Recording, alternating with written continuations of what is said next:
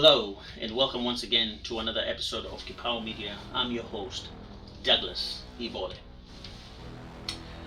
There have been statements made by the President of Kenya talking about that the biggest export that Kenya is exporting to the world is human capital, stroke, human labor, stroke, human beings, bodies, to go and work abroad. This statement has been very much scrutinized and very much talked about, and people are not happy with what the president said, because he said there is no single amount of gold, there is no single amount of mineral that can surpass what this human capital stroke human labor stroke human being bodies transported outside of the country to go and work can generate. He claims that the labor that Kenyans actually generate and the money they send back home is more than whatever is collected through tourism and all other industries that are funding the government. As a country, the biggest asset we have is our human capital. It is bigger than any gold we can find. It is bigger than any minerals we can find. Our human capital. Today, many Kenyans may not know that the resources that we get from Kenyans working outside Kenya is upwards of $5.1 billion every year. That is in the region of almost 700 billion. It is higher than what we get from tea, what we get from coffee, what we get from horticulture, all of it combined. We still make more money from our human capital than from the export of any crop or any commodity. And that is why education becomes significantly important for us as a country. It is also the reason why I have deployed more resources into the education sector. This year, Ogamba, we are at 702 billion shillings. We have, because it is, many people may not know, but that is the biggest asset that we have as a country. And we are lucky that we have literally the best human capital you can find anywhere in the world. I have been to many countries, and I have spoken to many institutions.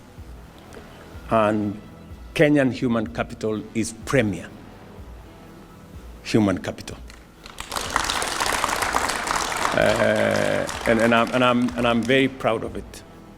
A week ago, 10 days ago, I was in Qatar, and the government there was saying, you see, we have Kenyans working for us here. They are outstanding, and we are offering another 13,000 positions for Kenyans to work in their country. I know many people look at it as brain drain.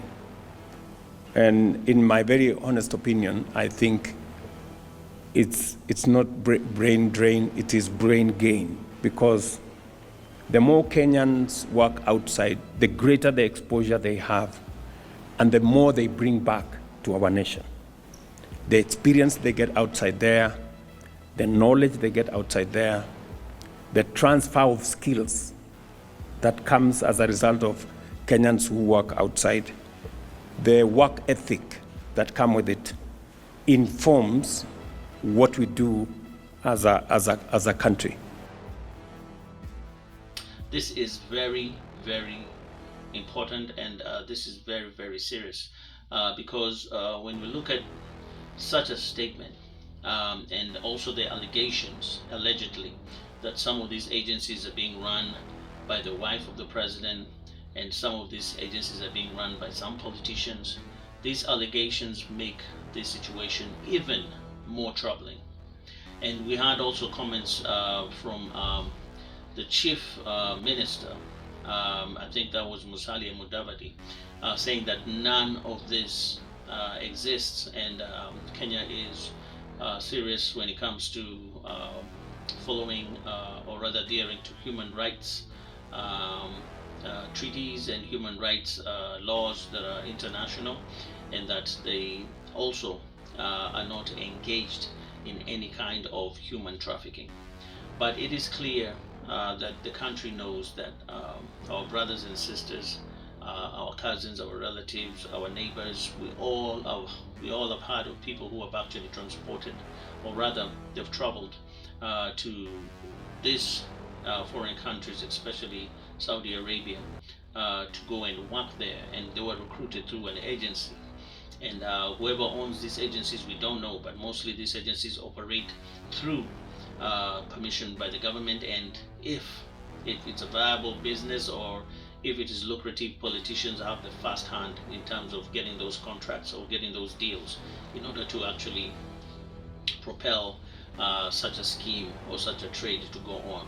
So these allegations could be leading to the truth, and this is very, very, very serious, because as a country, I do believe that the youth are the future, and we are supposed to actually help develop our youth and help them learn and help them be able to build our country and pull it forward. We cannot afford to send all our youths, especially our bright minds and our energetic minds, outside the country just to earn from remittances.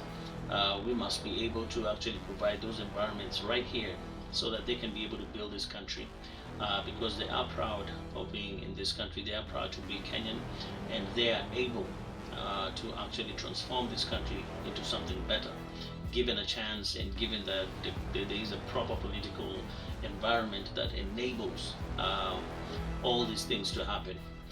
So this is not a good thing for the country, and I believe that the view of the president shows a lack of vision. It shows a lack of understanding about the current conditions, or even empathizing with the current conditions of the youth in the country.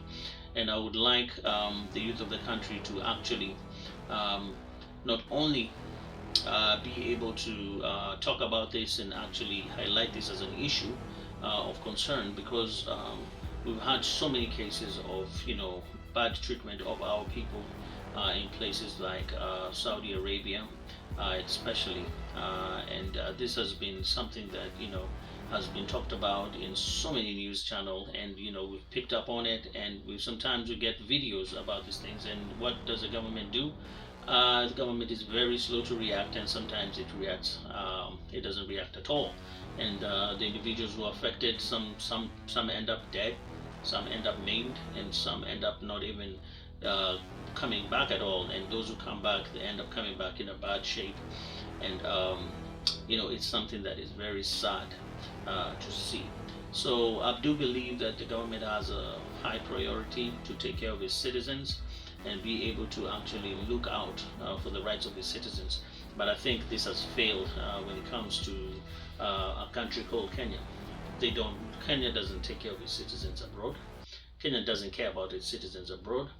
The only thing the Kenya as a government cares about is remittances. This is a very selfish attitude by any government. I don't know if it's a disconnect in terms of generation understanding, or a disconnect in terms of just a political understanding, but I believe that the government has failed, and we need a government that can be able to actually care about its citizens, both local and internationally, engage with them, always look for the bright minds, bring them back to actually help the country develop, provide ample and better conditions for them to come in, and opportunities for them to come in and be able to use the expertise that they have from all these other countries, and the knowledge base and the education and the skills, so that they can be able to help build a country. That is a country that is progressive.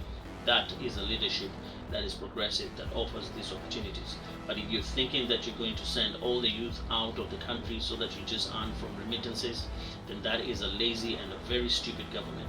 I don't like it. will not support it, and I believe this is one of the ways the older generation is trying to use in order to take the bright minds out of the country, the energetic minds out of the country, so that they can remain with a docile population where they can dominate, and a population that is not really engaged, and a population that cannot challenge them. So this is very anti-progressive, and it will never help the country. But I'm glad that with the Gen Zs and the political awakening in Kenya, there's going to be change, and we're hoping 2027 we can actually elect leaders who can actually help this country, people who can actually forge a new understanding of the Constitution and new enforcement of the Constitution, a change of the institutions, solidifying all the institutions to work independently and with all the strength that they can, so that we can be able to start rebuilding this country. It's been 60 years of greed, destruction, and lack of guidance and a lack of vision by majority of these leaders, and we need a different kind of leadership that is very visionary, that is very united, that puts Kenyans all together as one. We are all supposed to work together to build this country to be better. That is the kind of leadership, and that is the kind of ideology that we want. And also through that, making sure that all the systems and all the government organs are working to help the population, so that Kenyans can be proud of being Kenyans, and Kenyans can actually grow and build this country to what it's supposed to be. 60 years have been wasted, but we are not going to waste anymore. We are going to build from now on and make sure that we build a country that we can be proud of. This is Kipao Media, and I'm your host, Douglas Ibole. Until we meet next time.